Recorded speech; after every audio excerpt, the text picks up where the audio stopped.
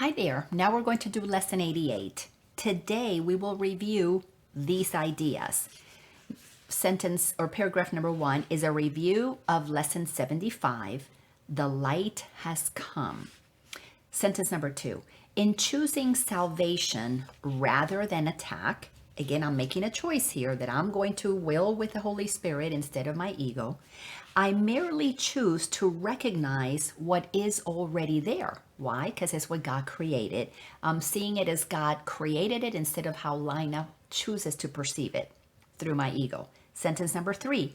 Salvation is a decision made already. Why? Because every one of us is already saved. We are already safe in the mind of God. We are as God created us. What we're doing is orienting our thinking to perceive as God knows is true, so that we pull ourselves out of the illusion of suffering, so that we stop acting as if something can hurt us and start accepting that it cannot, because we're aligning with the truth of what God has created. Sentence number 4. Attack and grievances are not there to choose. That is why I always choose between truth and illusion, between what is there and what is not. So there are no real attacks and grievances. Those are things that we have created by using our ego to block loving everybody the way we were designed to be. So our attacks, our grievances are things that we have done as blocks to God's creation, but they're not real in terms of God did not create attack. God did not create grievance. That's our experience when we block the love and the acceptance and the compassion that God created. The light has come. A declaration. The light has come. I'm letting myself acknowledge the light. I can but choose the light, for it has no alternative. Why? Because there is no source of darkness. There is no source of badness. There is only light and a blocking of it. Just as at nighttime there is no darkness, it's just because the earth has moved. We have blocked the light. The sun is always shining, always there. You go into outer space, you see the sun is always there. There is no darkness unless you go behind a planet and block the light.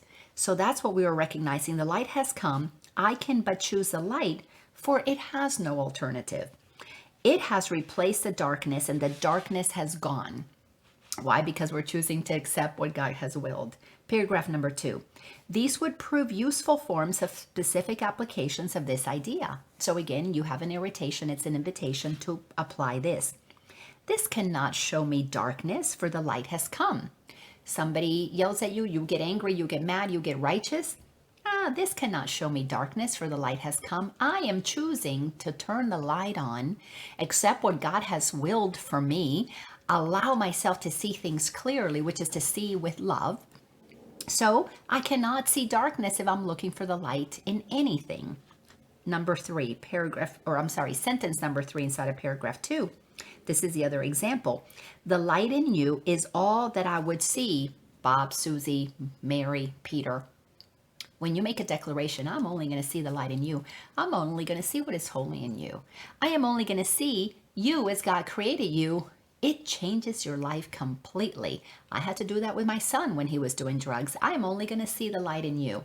You may think that there's something wrong with you, but I am not going to side with you, because then I'm blocking what God actually created you as. So instead of me superimposing my opinion on you as being, an addict, not good enough, not smart enough, whatever, whatever it is that you're seeing yourself as, or other people are seeing you as because you are doing drugs, I am going to see you as God created you. I am only going to see the light in you. The light in you is all that I would see, Spencer, or my ex-husband, Ken. I'm not going to accept judgments that my ego wants to make about you. I'm going to see the light in you. And in this moment, I forgive you, for you know not what you're doing, because you don't remember you're the light. But I do. So I'm going to see you as that. Paragraph number 3, which is a review of lesson 76. I am under no laws but God's. A declaration that I am only going to follow what God has decreed as the law. Sentence number 2. Here is the perfect statement of my freedom. I'm not listening to my ego anymore. That's it. I am done with suffering. Sentence number 3. I am under no laws but God's. I am constantly tempted to make up other laws and give them power over me. You know, this is what our government has done. It thinks it has power over us. It has created all kinds of laws, most of them, many of them nonsensical.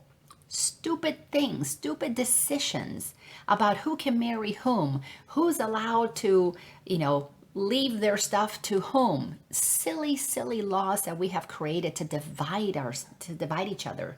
Decisions like women don't have the right to vote, or this color doesn't have the right to go to this particular school or to attend whatever it is. The fact that humans have had to fight for equality in a country that was founded on all men are created equal, isn't that silly? It's crazy that the United States has so many laws to govern what people do because the ego loves to control people. The ego does not want anybody to be equal, and it doesn't want anybody to be free. That's how the ego operates. So when you start saying, I am under no laws but God's, you are beginning to declare that you're going to question all of your beliefs that create separation, create control, create inequality, so that you can begin to know what God knows, so that you can begin to will with God. Sentence number 5. I suffer only because of my belief in them, in laws that are not of God's. They have no real effect on me at all. I am perfectly free of the effects of all laws save God's, and His are the laws of freedom. Because when you begin to operate from love, you don't need laws that tell you who you can talk to and who you can't. What is it that you're supposed to do in this situation versus that? The laws that we have created, except for the helpful laws like we should all drive on a certain side of the road, we should all follow the signs of, a street light, we should all stop on red, and we should all go on green and slow down on yellow. That's helpful because it doesn't infringe upon our freedoms. It just allows us to operate with each other in a way that makes logical sense for safety. But when you begin to create laws that separate us, they block our freedom. And that you have to be forced to go to this school, you have to graduate, and your kids have to go to school, or you are going to participating in, I forget what they call it, truancy, and parents can get in trouble if the kids don't go to school. Why are we making such incredible laws to control people? Because we have a lot of scared people, egos that are afraid that things are going to go out of control. So we begin to attack one another when we don't follow these man-made laws instead of following the laws that God has made. Love one another, have compassion, be caring, be tolerant, be trusting. We don't get to know what we really want to do inside, which is where our soul is, because we're so busy trying to control from our ego's perspective. 4 specific forms in applying this idea, these would be useful. Again, these are ways for us to have an irritation. So now we are on paragraph number 4. So 4 specific forms in applying this idea, these would be useful. So you have an irritation, it's an invitation to practice this. My perception of this shows me I believe in laws that do not exist.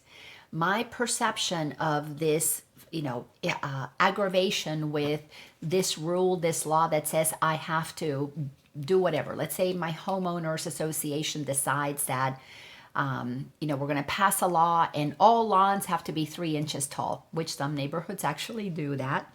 My perception of this shows me I believe in laws that do not exist when I'm judging that.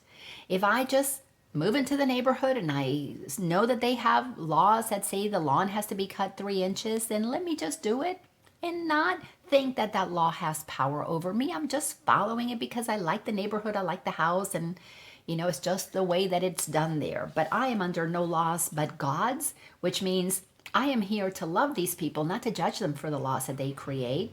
I am here to be the presence of tolerance. And it is my job to recognize that to judge those who create laws that are judgmental and controlling doesn't help anything. Now, it doesn't mean that if Holy Spirit inspires me into running for office and participating in rulemaking or be a citizen that shows up to hearings where we get to decide, does this law make sense or not? Doesn't mean that I don't participate in that, but it means I go with a heart filled with the truth of who I am, that everybody is the light of God. It is not my job to go judge a brother or a sister. It is my job to stand for the truth of who I am, always reminding each other that we are created free by our one Father, Mother God created us all free, and we're going to have different opinions. Can we come into agreements that are honoring of each other? Can we come into agreements that are tolerant and compassionate and gentle and defenseless? Can we please come into the place that we can learn to love each other more than we want to control each other? That's really where the Course in Miracles is leading us to, into this freedom to be the presence of love, and in the world, render unto Caesar what is Caesar's, follow laws, but let's create them in a way that they're helpful, not controlling. Sentence number 3, another example of how to deal with things, how to apply this idea that I am under no laws but God, is if you get irritated, I see only the laws of God at work in this. Find the love that is there. Find it. Find the connection. Find the oneness. Find the freedom. Sentence number 4, let me allow God's laws to work in this and not my own. So as my son Spencer was going through his drug use, I had to look for the laws of God that were at work there. I had to begin to understand that something was happening beyond me. The drugs that he was doing, the places that he was going, it was not for me to judge. It was for me to find the law of God. And that's that he and I, Spencer and I, are equal, that Spencer and I are brothers and sisters in God, that Spencer and I are both the light of the world. My work was to be in alignment with what God knew to be true, not in judgment based on what my ego was making up that is not true.